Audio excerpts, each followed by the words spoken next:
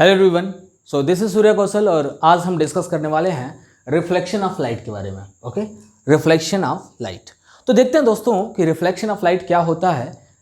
तो मैं बता दूं आपको, इसका सिंपल सा डेफिनेशन है the sending back of light when it strikes on an object, या ऐसे कह सकते हो कि the bouncing back of light when it strikes on an object. ठीक है, अगर हम बात करें लाइट का तो लाइट होता क्या है, सबसे पहले इस पर डिस्कस करते हैं। आपने पढ़ा है कि लाइट बहुत सारे पार्टिकल्स का कलेक्शन होता है और उन पार्टिकल को हम बोलते हैं फोटोन। ठीक है, जैसे सपोज कर लो कि बॉल है, ठीक है, छोटे छोटे बॉल्स हैं, छोटे छोटे बहुत सारे स्फेरिकल बॉल्स हैं। उन बॉल को अगर आप एक साथ किसी दीवार से टकराते हो तो आप देखोगे कि वो बॉल दीवार से टकराने के जस्ट बाद टर्न बैक होते हैं। ठीक है ना, जस्ट बाद क्या होंगे, टर्न बैक होंगे।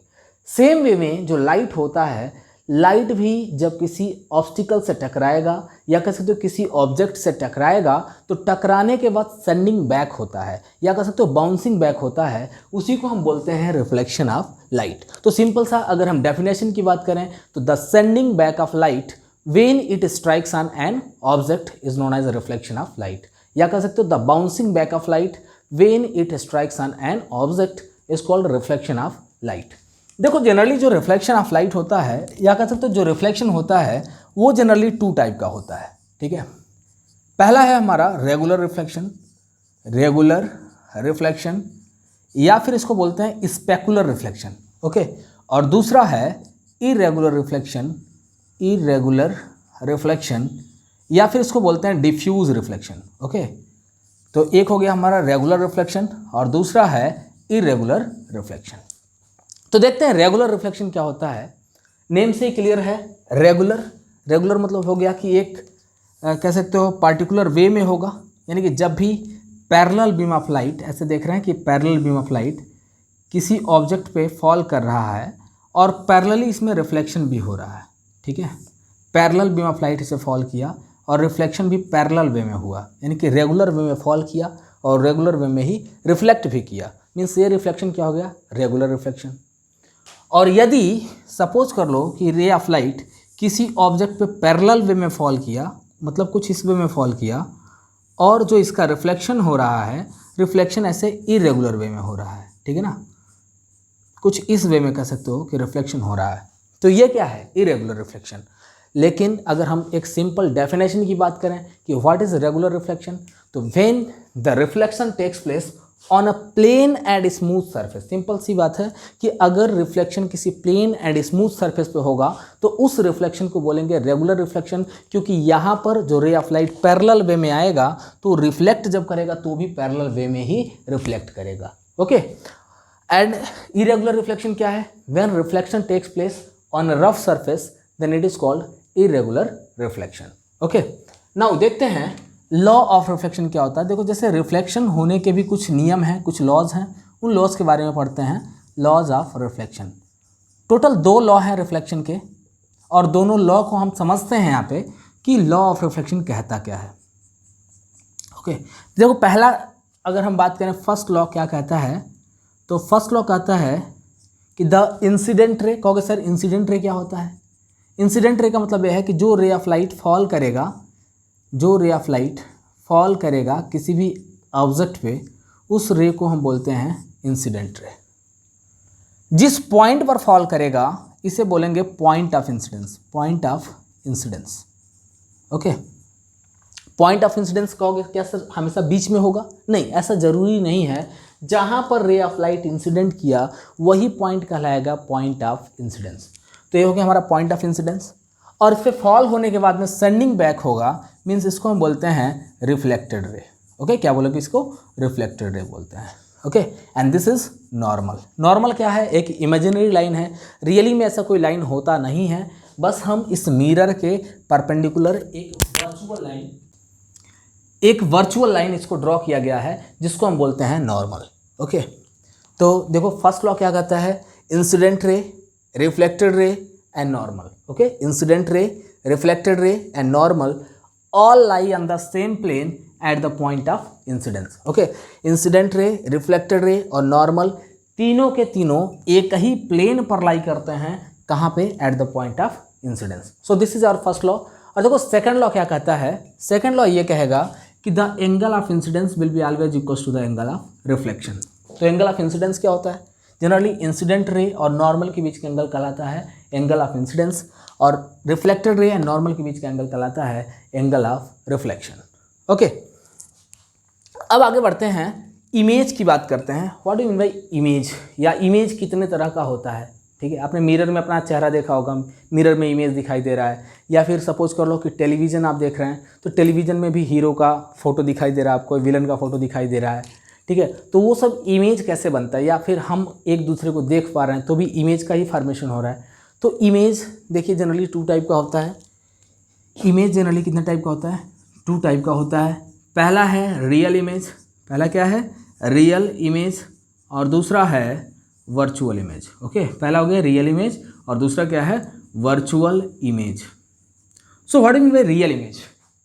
अगर हम बच्चों वाला डेफिनेशन की बात करें तो बता दें आपको कि रियल इमेज क्या होता है कि एक ऐसा इमेज जो स्क्रीन पे फॉर्म्ड होता है। The image which generally formed on the screen are called real image. जैसे अगर हम बात करें टेलीविज़न में जो इमेज दिखाई देता है, आपके लैपटॉप स्क्रीन पर जो इमेज बनता है, आपके फ़ोन पे जो स्क्रीन बनता है, टैब पर जो स्क्रीन पे जो इमेज बनता है, वो सारे के सारे क्या हो गए रियल इमेज हो गए। वर्चुअल इमेज क्या होता है, the image which are not formed on the screen means it will formed inside of the mirror. Okay, यानी कि वह इमेज जो मिरर के अंदर फॉर्म्ड होगा उसको हम बोलते हैं वर्चुअल इमेज। ठीक है, और यदि हम रियलिटी की बात करें तो ये इमेज बनता कैसे है, जहाँ पर 2 रिफ्लेक्टेड रे एक दूसरे को इंटरसेक्ट करते हैं वहीं पे इमेज का फॉर्मेशन होगा। जहाँ पर भी 2 रिफ्लेक्टेड रे एक दूसरे को इंटरसेक्ट करेंगे वहीं पर इमेज का फॉर्मेशन होगा। अब देखो, जैसे एग्जांपल के तौर पे अगर हम आपको बताएं image formation in a plane mirror, देखिए image formation in a plane mirror. Suppose कर लिया कि यहाँ पे हमारा कोई ऑब्जेक्ट रखा है और इस ऑब्जेक्ट के लिए हम इमेज बनाते हैं कि इस मिरर में इमेज कहाँ बनेगा। तो आपने लॉ ऑफ रिफ्लेक्शन पढ़ा है कि angle of incidence will be always equal to the angle of reflection. तो क्या करो कि कोई भी 2 रे ऑफ लाइट यहाँ से फॉल कराओ। पहला रे ऑफ लाइट हम देख रहे हैं परपेंडिकुलरली लेकर के आ रहे हैं, किसके परपेंडिकुलरली, मिरर के। कहोगे सर मिरर के परपेंडिकुलर जा रहा है तो एंगल ऑफ इंसिडेंस कितना होगा, सोचो एंगल ऑफ इंसिडेंस कितना होगा। यहाँ पे आपको दिखाई दे रहा होगा एंगल ऑफ इंसिडेंस 90 दिख रहा है क्या, नहीं, बिल्कुल गलत। यहाँ पे एंगल ऑफ इंसिडेंस 90 नहीं होगा, यहाँ पर एंगल ऑफ इंसिडेंस 0 डिग्री होगा। कहोगे सर यहाँ तो साफ दिख रहा है कि एंगल ऑफ इंसिडेंस 90 डिग्री का है। तो जनरली आप जिसे देख पा रहे हैं ये एंगल ऑफ इंसिडेंस नहीं है, क्योंकि मैंने बताया कि नॉर्मल और इंसिडेंट रे के बीच का एंगल कहलाता है एंगल ऑफ इंसिडेंस।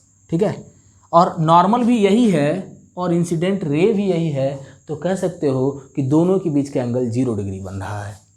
और आप जानते हैं यदि रे ऑफ लाइट 0 डिग्री पर इंसिडेंट करेगा तो इसका रिफ्लेक्शन भी ऐसे 0 डिग्री पर होगा। मीन्स जिस वे में रे ऑफ लाइट गया था उसी वे में रे ऑफ लाइट वापस चला आएगा। दूसरा, रे ऑफ लाइट को ऐसे ऑब्लिकली फॉल कराते हैं। ठीक है, ऑब्लिकली फॉल कराओगे तो जितने डिग्री से रे ऑफ लाइट फॉल करेगा उतने ही डिग्री से रे ऑफ लाइट रिफ्लेक्ट भी करेगा according to law of reflection. Okay, तो यहाँ पे कह सकते हो यदि हम देखें तो दोनों ही रिफ्लेक्टेड रे एक दूसरे को कभी इंटरसेक्ट नहीं करेंगे। बोलोगे सर देख के ही लग रहा है कि दोनों एक दूसरे को कभी कट नहीं करने वाले हैं, क्योंकि जैसे जैसे दूर जा रहे हैं इनकी बीच की दूरियाँ बढ़ती जा रही हैं, लेकिन कट कराना है, क्योंकि जब तक ये इंटरसेक्ट नहीं करेगा तब तक इमेज फॉर्मेशन नहीं होगा। क्योंकि हम अपना चेहरा मिरर में देखते हैं और हमें दिखाई देता है, मीन्स इमेज बन रहा है, और इमेज तभी बनेगा जब दोनों जब दोनों रिफ्लेक्टेड रे एक दूसरे को इंटरसेक्ट करेंगे। तो गाइस क्या करेंगे, इसको वर्चुअली आगे लेकर के जाते हैं। दोनों ही रिफ्लेक्टेड रे को ऐसे वर्चुअली आगे लेकर के जाओगे और दोनों एक दूसरे को जहाँ पर कट करेंगे वहीं पर इमेज का फॉर्मेशन होगा। ओके, तो यहाँ पर हमने देखा कि जो रिफ्लेक्टेड रे हैं वो एक दूसरे को रियली में इंटरसेक्ट नहीं कर रहे थे, बल्कि हम वर्चुअली डॉटेड लाइन से आगे लेकर के गए तब एक दूसरे को इंटरसेक्ट कर रहे हैं। ओके, तो यहाँ पर कौन सा इमेज बनेगा, वर्चुअल इमेज होगा, क्योंकि यदि ये रियली में कट कर दिए होते तो रियल इमेज बनता। वर्चुअली ये डॉटेड लाइन्स हम इसको आगे लेकर के गए हैं तब कट कर रहे हैं, मतलब वर्चुअली कट कर रहे हैं, इसलिए इस इमेज को हम बोलते हैं वर्चुअल इमेज। तो लगभग समझ गए होंगे कि रियल इमेज क्या होता है, वर्चुअल इमेज क्या होता है। इस इमेज का अगर हम कैरेक्टरिस्टिक की बात करें कि इसकी कैरेक्टरिस्टिक क्या होगी, कैरेक्टरिस्टिक्स ऑफ इमेज देखिए क्या होगा। सबसे पहला तो हम बताते हैं पोजीशन को। देखो किसी भी इमेज के कैरेक्टरिस्टिक की बात करते हैं तो सबसे पहले हम पोजीशन को बताते हैं, उसके बाद में नेचर और लास्ट है साइज। ठीक है, इन तीनों के बारे में हम जिक्र करते हैं पोजीशन, नेचर एंड साइज की। तो अभी मैं यहाँ पे आपको बताऊं तो जो इसका पोजीशन होगा beyond the mirror, means image का फॉर्मेशन कहाँ हो रहा है, बियॉन्ड द मिरर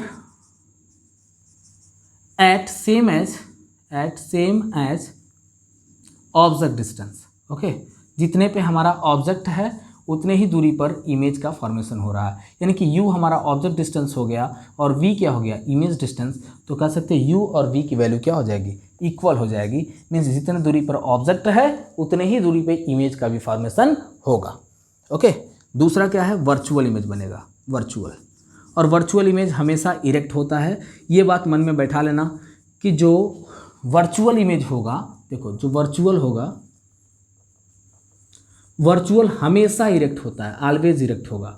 और जो रियल होगा, रियल ऑलवेज इन्वर्टेड होगा। ओके, रियल इमेज हमेशा सीधा बनता है, सॉरी हमेशा उल्टा बनता है, और जो वर्चुअल इमेज होगा वो हमेशा सीधा बनता है। देखिए, इरेक्ट का मतलब होता है सीधा। ओके, और जो इन्वर्टेड होगा मीन्स उल्टा, उल्टा इमेज बनेगा। तो यहाँ पर हमें दिखाई दे रहा है कि वर्चुअल एंड इरेक्ट इमेज बनेगा। और तीसरा, same size of object, same size of object. जितना बड़ा ऑब्जेक्ट होगा उतने ही बड़े इमेज का भी फॉर्मेशन होगा। तो ये कैरेक्टरिस्टिक होगा इमेज। अब यदि हम एक और कैरेक्टर की बात करें कि प्लेन मिरर में जो इमेज फाउंड हुआ इसकी एक और कैरेक्टरिस्टिक होती है, तो वो कैरेक्टरिस्टिक क्या है, लेटरल इन्वर्जन। यानी कि जो भी इमेज का फॉर्मेशन हुआ है वह इमेज लेटरली इन्वर्टेड होगा, मतलब लेटरल इन्वर्जन की प्रॉपर्टी शो करेगा। सवाल मन में उठ रहा होगा आपके कि लेटरल इन्वर्जन क्या होता है। तो लेटरल इन्वर्जन समझ लो कि when we see our left hand inside of the mirror it appears right. Okay, and when we see our right hand inside of the mirror it appears left. तो कैसे, तुम सिंपल से example में देखो, यहाँ पे ये हमारा राइट हैंड है और हम ऐसे मिरर में देख रहे हैं कि हमारे राइट हैंड का इमेज कैसे बनता है। तो कुछ इस टाइप से इमेज बनेगा। ये कौन सा हैंड है, राइट, और ये कौन सा हैंड हो गया, लेफ्ट। ओके, और यदि हम लेफ्ट हैंड को इसमें देखते हैं मिरर में, तो हमारा जो दूसरा हाथ है, यानी कह सकते हो कि मिरर में इमेज कुछ ऐसा बनेगा। और ये क्या है, राइट हैंड। तो जब भी लेफ्ट हैंड को देखोगे तो राइट अपीयर होगा, और राइट हैंड को देखोगे तो लेफ्ट अपीयर होगा। And this property is called lateral inversion. Okay, तो लगभग समझ में आ गया होगा कि लेटरल इन्वर्जन क्या होता है। तो तब तक मैं इसे रब करता हूँ और बढ़ते हैं अगले टॉपिक की ओर।